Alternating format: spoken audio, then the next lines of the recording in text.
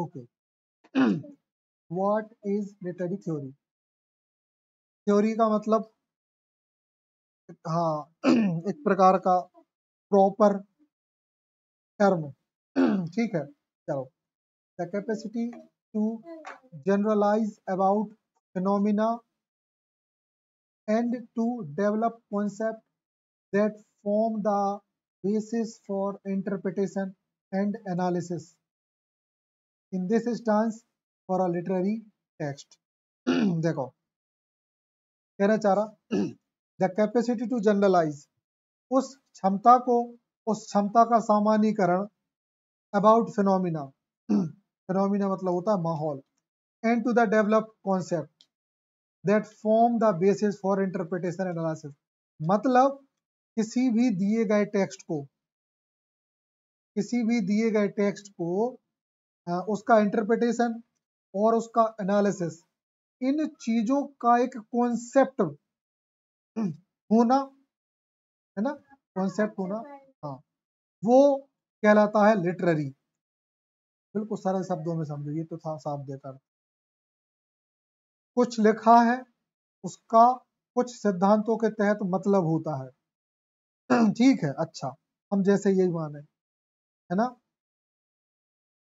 For example,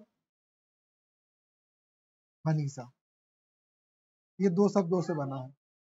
ये मनीषा जैसे कोई शब्द नहीं होता, शब्द होता है मनीष।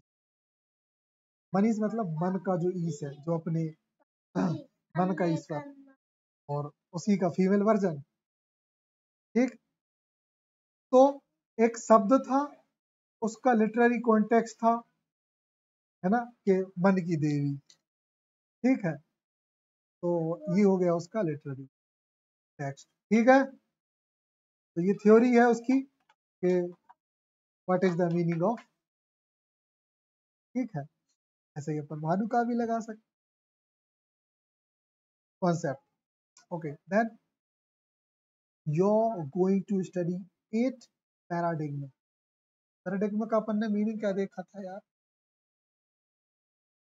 मतलब प्रतिमान, मतलब इसके 8 प्रतिमान समझो, टाइप समझ लो, है ना, आ गए। ठीक है,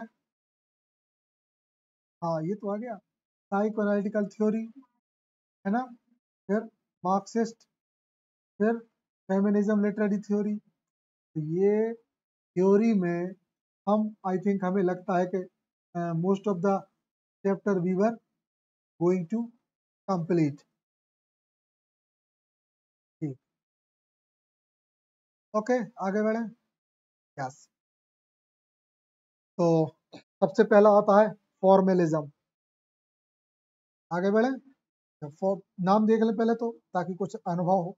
formalism, marxism, feminism, psycho analytic analytic, cultural criticism, structuralism, post structuralism, archetypal. ठीक, बड़े खतरनाक खतरनाक से नाम है, लेकिन एक अच्छी बात आज जो काम की ना अपने लिए, तुम्हें समझनी चाहिए कि ये नेट के एग्जाम में बहुत आते हैं ना। अच्छी बात है, इसको नहीं समझना चाहिए वो नहीं है। ठीक है, क्योंकि ये समझने का ही खेल है पूरा। ओके, फिर देखें, but there are many more, लेकिन कहीं कहीं कुछ थ्योरी और है, जैसे author intention, reader response, this is too important theory, biological, cognitive science, this is also important, moralist, है ना, queer theory, this is also important, social political, important, sociological, and so many more के अलावा भी और भी सारी theories available हैं। The four critical variables of literary theory and criticism. चलो, कुछ वेरिएबल्स दिए गए हैं, मतलब इसको समझाने के लिए कुछ और की पॉइंट्स दिए गए कि वो क्या होते हैं। चलो, इसको थोड़ा सा अपन ध्यान से देखें और फिर आगे बढ़े। चलो, अब इसको समझ लें। Four critical variables of literary theory and criticism. अगर हम लिटरेरी थ्योरी की बात करें तो उसका जो स्ट्रक्चर होता है, तो पहले दुनिया है, उसके बाद ऑथर्स आते हैं, मतलब जब बात शुरुआत होती है लिटरेरी थ्योरी की तो दुनिया की बात होती है, फिर ऑथर्स की बात होगी, फिर ऑथर के बाद उसके टेक्स्ट की बात होगी, और टेक्स्ट के बाद जो बात होगी वो होगी रीडर्स की। रीडर्स सबसे नीचे पायदान पे होता है, लेकिन जो रिस्पॉन्स स्टार्ट होता है वो यहाँ से होता है और यहाँ तक पहुँचता है। मान लो रीड देखो, दुनिया बनी, ऑथर आया, ऑथर ने लिखा, फिर किसी ने पढ़ा, अब रिस्पॉन्स बिल्कुल उल्टा होता है। रीडर ने पढ़ा, रिस्पॉन्स दिया, प्रभाव पड़ेगा टेक्स्ट पे। क्या था टेक्स्ट? टेक्स्ट की वजह से प्रभावित होगा ऑथर, और ऑथर की वजह से प्रभावित होगी दुनिया। और टेक्स्ट जो है वो तीन चीजों से कनेक्ट रहता है, रियल वर्ल्ड से भी और बियॉन्ड द वर्ल्ड, किसी भी के भी बारे में हो सकता है। अदर टेक्स्ट की बात करें तो ये एक टेक्स्ट अदर टेक्स्ट से भी कनेक्ट रह सकता है। अच्छा, बियॉन्ड द वर्ल्ड टेक्स्ट है, सिंबल है और आर्केटिपिकल थ्योरी, ये दोनों कनेक्ट होके एक दूसरी दुनिया की बात होती है। इस रियल वर्ल्ड टेक्स्ट क्या होती है? ऑब्जेक्टिव रियलिटी, जो जो चीजें हैं उनकी वास्तविक। Other text ideological structures, sorry constructed language, मतलब नैतिकता की बातें, मोरालिटी भाई, और कुछ आदर्श हुए उनकी बात है, मतलब सैद्धांतिक बात है। ठीक, तो टेक्स्ट इन हिस्सों में बटा होता है। यहाँ पे तो सब इमेजिनेशन चलता है, इसमें चीजों की, रियल चीजों की बात होती है, ऑब्जेक्टिव्स की, और यहाँ पे नैतिकता की बात। मतलब देखो, सुपर नेचुरलिज्म समझ लो, मतलब हाई फाई एलिमेंट्स, रियलिटी और मोरालिटी जैसी चीजें, आदर्श जिनको माना जाता है, मतलब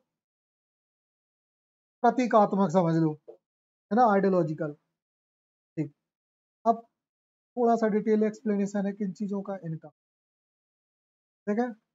ओके देखें, तो इन सब की बेसिकली मीनिंग है ये, या इन पे किन किन चीजों की, ये किन किन चीजों पे चर्चाएं होंगी इन पे। पहला है फॉर्मेलिज्म, दो शब्दों से मिलकर बना है, फॉर्म, है ना, फॉर्मल, और आइएजम।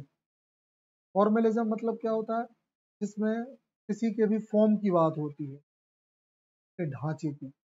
सबसे इंपॉर्टेंट इसमें होता है टेक्स्ट, और टेक्स्ट जो है उसको किस सुंदरता से, किस स्टाइल से बनाया गया है, ये एक कला है। जैसे कि कोई एक पोयम लिखा 4 लाइन की, फिर 4 की, फिर 2 की, ये उसकी एक कला थी, ये पढ़ने में अट्रैक्टिव लगेगी। या फिर एक तरीका ये है, 4 4 4, तो भी अट्रैक्टिव लगेगी। ठीक, फिर एक तरीका होता है 4 4 4 2, ये अपना हो गया सोनेट। समझ गए? हर एक पोयम का अपना स्टाइल होता है, वो हम उसकी स्टडी कहाँ में करेंगे, फॉर्मेलिज्म। ठीक, एंड सेकंड थिंग स्ट्रक्चरलिज्म, यहाँ पे उसके ढांचे की बात होगी, एज लैंग्वेज सिस्टम। हमने देखा कि वो लाइन इतने में था, अब उसकी जो बात होगी ना, हम ये तो देखेंगे ही, साथ ही देखेंगे कि एक जो स्टेंजा है उसमें कितने वो है, मीटर्स है, कितने सिलेबल है, कितने फुट है, ऑल ऑल दिस। फिर देखें साइको एनालिटिक, ये हमारे ऑथर से जुड़ा होता है, रीडर से जुड़ा होता है, इनके दिमाग में क्या चल रहा, और टेक्स्ट। इस थ्योरी में तीनों पे ही बहस होती है, ऑथर्स ने क्या सोच के लिखा, रीडर्स ने क्या सोच के पढ़ा, और वास्तव में टेक्स्ट क्या कह रहा है ना। मतलब पता चला ऑथर ने एक पोयम अच्छे मूड में लिखी, रीडर्स ने उसको गलत मूड में पढ़ लिया, तो वो दुखी करने वाली लगने लगी। वास्तव में जो टेक्स्ट था ना, तो वो टेक्स्ट तो कुछ और ही कहना चाह रहा था। मजेदार चीज, ऐसे समझना कि डैफोडिल्स, ये चीज जब हमको पढ़ाया जा रहा था, वही चीज पढ़ा रहे थे हमें बिल्कुल। हाँ, जैसे हमें पढ़ाया था ना, हम वही चीज बता रहे हैं कि डैफोडिल्स का एग्जाम्पल दिया था इसमें कि वर्ड्सवर्थ ने तो कुछ लोगों ने इसको क्रिटिसाइज किया है, तो बोलते हैं कि डैफोडिल्स एक सैड पोयम है। कोई कहता है कि वो एक हैप्पी पोयम है, इतनी सुंदरता से मतलब मौसम को डिस्क्राइब किया है। लेकिन कुछ लोग कहते हैं कि ये एक सैड पोयम है, उसने डैफोडिल्स का दर्द बताया। तो क्रिटिक तो कुछ भी कह सकते हैं, इसी से पता चलता है कि हमें नहीं पता कि विलियम वर्ड्सवर्थ ने कौन से मूड में लिखी। अब समझ गए, साइको एनालिटिकल। फिर होता है रीडर्स रिस्पॉन्स थ्योरी। रीडर होता है, टेक्स्ट होता है, कम्युनिटी होती है। जैसे अब इसमें भी हम तुम्हें हमारे कॉलेज का एग्जाम्पल दे रहे हैं, मुझे अभी तक याद है। सैटेनिक वर्सेस, याद करो, हमने नाम बता चुके हैं। सलमान रश्दी, उसका ऐसा वर्क जिसमें उसने अल्लाह की धो डाली। खुदा ही देखो, और मुसलमान अपन जय श्री राम की इस्तेसी करते तो रातों में गायब हो जाए, है ना। हाँ, ठीक है, खुदा ही गायब हो जाएंगे, भगवान पता नहीं, भगवान तो ठीक है, इंसान ही न छोड़ेगा, भगवान तो बाद में क्या हो रहा है नहीं पता। सैटेनिक वर्सेस ने दिमाग खराब कर दिया मुस्लिमों को। उन्होंने कहा कि जो मिले तो चाहे तो ऐसी मौत दो, पूरे इंडिया में उसकी वो बुक बैन है, अमेजोन पे भी अवेलेबल नहीं होगी, क्या भी नहीं मिल सकती। और, और बहुत सारे मुस्लिम वर्ल्ड में सैटेनिक वर्सेस। तो करो, अरे कहाँ से मिल गए।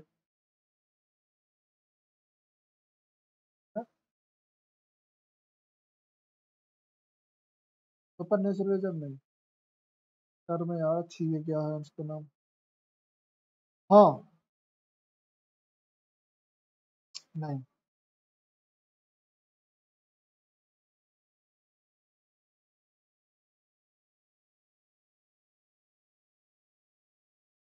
सुपर नेचुरल एलिमेंट्स इसके वर्क की खासियत है ना। मतलब ऐसा कि, नहीं, याद आ गया, देखो वही हम कर रहे थे, मैजिकल रियलिज्म।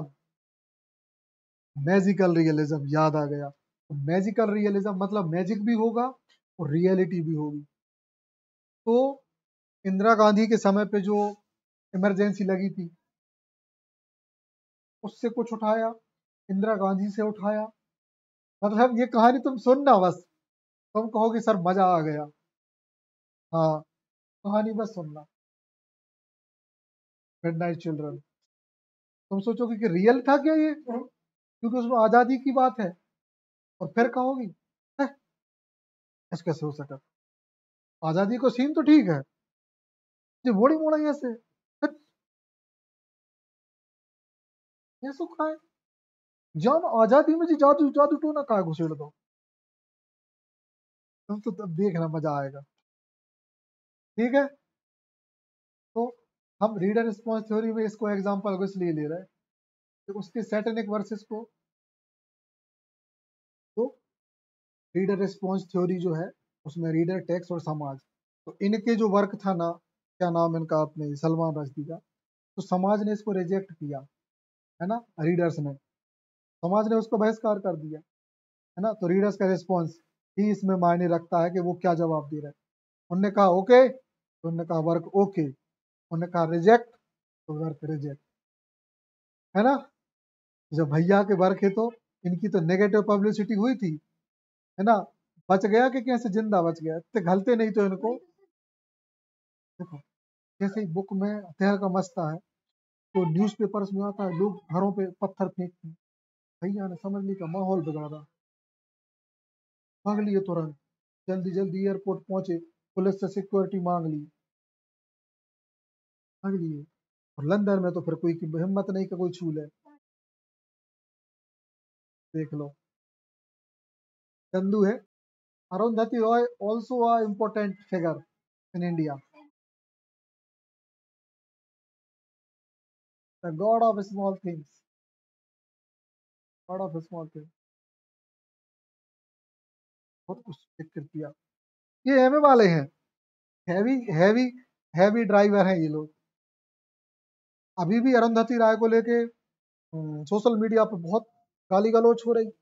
उनने कुछ बयान दिया, क्या है ना, राइटर बहुत उटपटांग बातें करता है। वो क्या है, वो उस गहराई में जाके सोचता है जहां दुनिया सोचती नहीं, है ना। मतलब कलाकार कईयों की अच्छी लगती है, और लेकिन उनकी जो गतिविधियां होती है ना, वो उनके नजर से तो परफेक्ट होती है ना। और कहीं ना कहीं इनके पॉइंट ऑफ व्यू को हम पसंद भी करते हैं, क्योंकि समाज सारी बातें सही नहीं समझ पाता। एक कलाकार की भावनाओं को समाज सही से नहीं समझ पाता, और तो एक अलग शानदार दुनिया में जीता है, जो कि, और वही चीजें उसको तरक्की देती हैं, पता है। जहाँ दुनिया उन चीजों को गलत बोलती है, जहाँ सुनो दुनिया जिस चीज को गलत बोलती है, कलाकार उसको सही बोलता है। और क्योंकि यहाँ ज्ञान इसका ज्यादा है, और ये इसको सही बोल रहा है, दुनिया इसको गलत बोल रही, और ये आगे निकल जाते हैं, और ये यहीं रह जाते हैं सिर्फ इनको उंगली करते हुए। तो सच यही है। चलो आगे बढ़े। ठीक। हाँ, इसमें कम्युनिटी ऑफ रीडर्स आ गया था। ठीक है।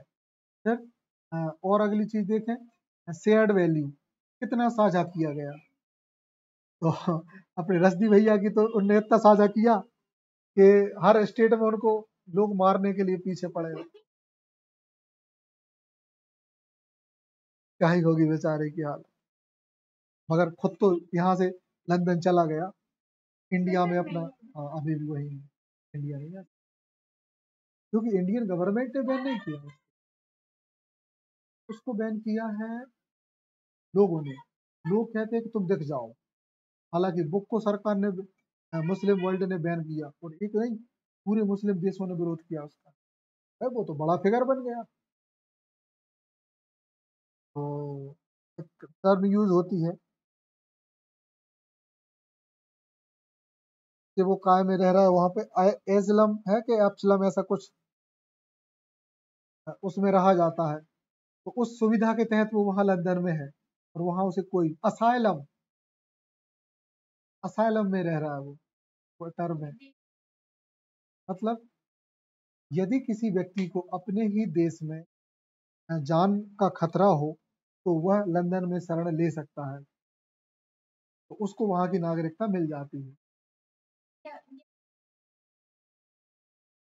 तो या मैं उसको, वो नहीं होगी, कितनी अच्छी बात, ये रह रहा है मस्त। बाकी राइटर्स लोगों को पैसे ऐसे की दिक्कत नहीं होती, बहुत अच्छा लगता है तो कमाते हैं, है ना, काम की कीमत है। चलो अगली हम बात करें, जेंडर स्टडी में क्या क्या आता है। स्पेशली जेंडर को लेके बात होती है। उसमें वर्ल्ड होता है, दुनिया होती है, ऑथर होता है, टेक्स्ट होता है, और जेंडर। याद रखना, ये जो पेज है ना, बहुत इंपॉर्टेंट है, हमें ऐसा लगता है ये है, क्योंकि हर एक स्टडी के कीवर्ड्स हैं इनमें, जो कि हमें मेंशन करने हैं इनकी डेफिनेशन लिखते समय। ठीक, फिर देख लें, post colonial, authors, writer, world, text. ठीक, ये तीनों इन्वॉल्व रहते हैं। पोस्ट कॉलोनियल, अंग्रेजों के बाद भारत की स्थिति क्या रही, या अंग्रेजों के बाद दुनिया की क्या स्थिति रही हो, क्योंकि साले आधी दुनिया पे तो ये कब्जा करके रखे थे। ठीक है। चलो अगला देखें, टेरिटोरियल टेक्स्ट। अच्छा हाँ, मार्क्सिस्ट, कार्ल मार्क्स का नाम सुना है। तो कार्ल मार्क्स ने जो थ्योरी दी, आवाज, इनने, इनका एक फेमस वर्क है, तुम्हें याद आ जाएगा, दास कैपिटल।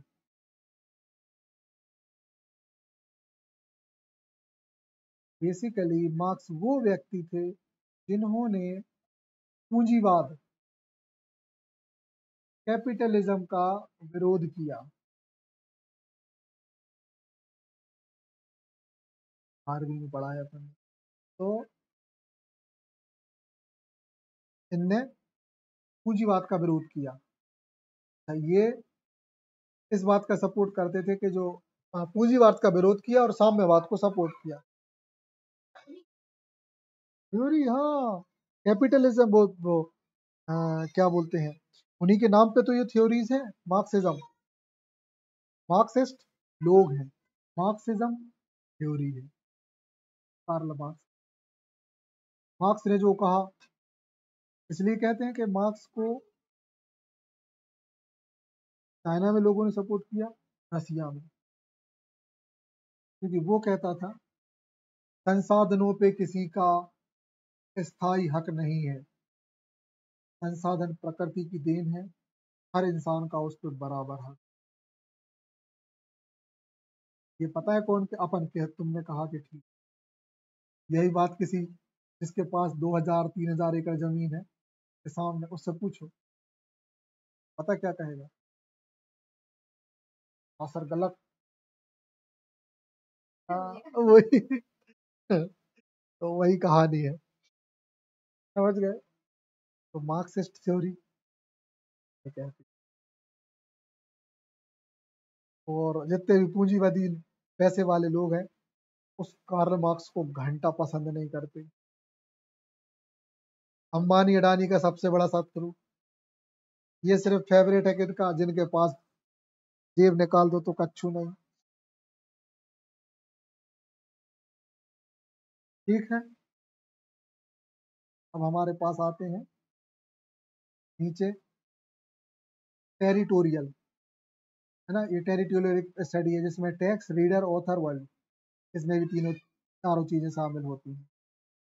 ठीक, अब टेरिटोरियल मतलब होता है एरिया विशेष, इंडिया की टेरिटरी, चाइना की टेरिटरी, समझ गए? Territory based, territory based, territorial. ठीक, बड़ी छिपी छुपाई थ्योरी है ये, सब दिमाग का दही करेंगी। टेरिटरी, ठीक, ये हमारा एक मोस्ट इम्पोर्टेंट पेज था, इसमें हमने four critical variables and literary theory and criticism, इस पे डिटेल में बात।